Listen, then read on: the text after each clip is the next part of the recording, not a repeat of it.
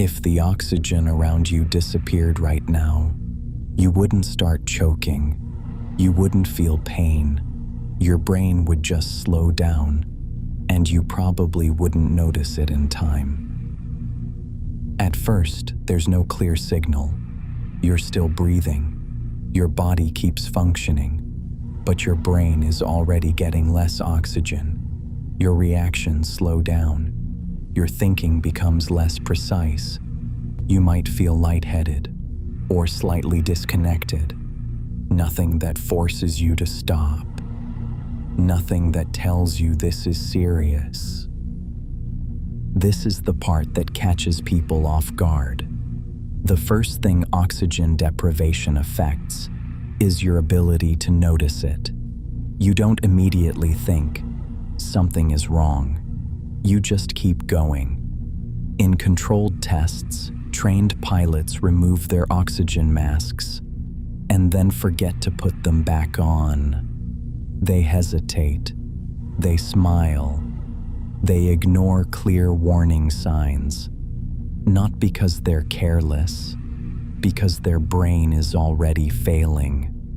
At high altitude, there's a short window where you're still conscious, but no longer capable of making the right decision. It's called time of useful consciousness. At around 35,000 feet, you might have less than a minute. At 50,000 feet, you could have just seconds. You're awake, but you're already losing control. As oxygen levels drop further, your vision starts to narrow. Your coordination fades. Your hands don't respond the way they should.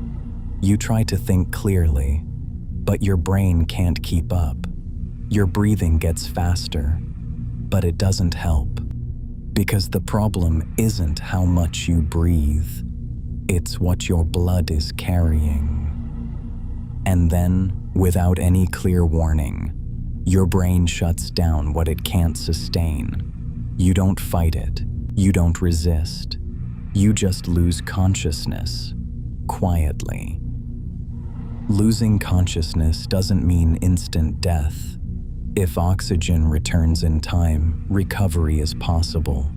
That's why passenger masks deploy automatically in aircraft, and why pilots train for this scenario, because timing is everything. This has happened in real situations: sudden decompression, equipment failure, moments where crews didn't react in time, not because they ignored the problem, but because they never fully understood what was happening to them. By the time the danger became obvious, they were no longer able to respond. The real danger isn't the lack of oxygen itself.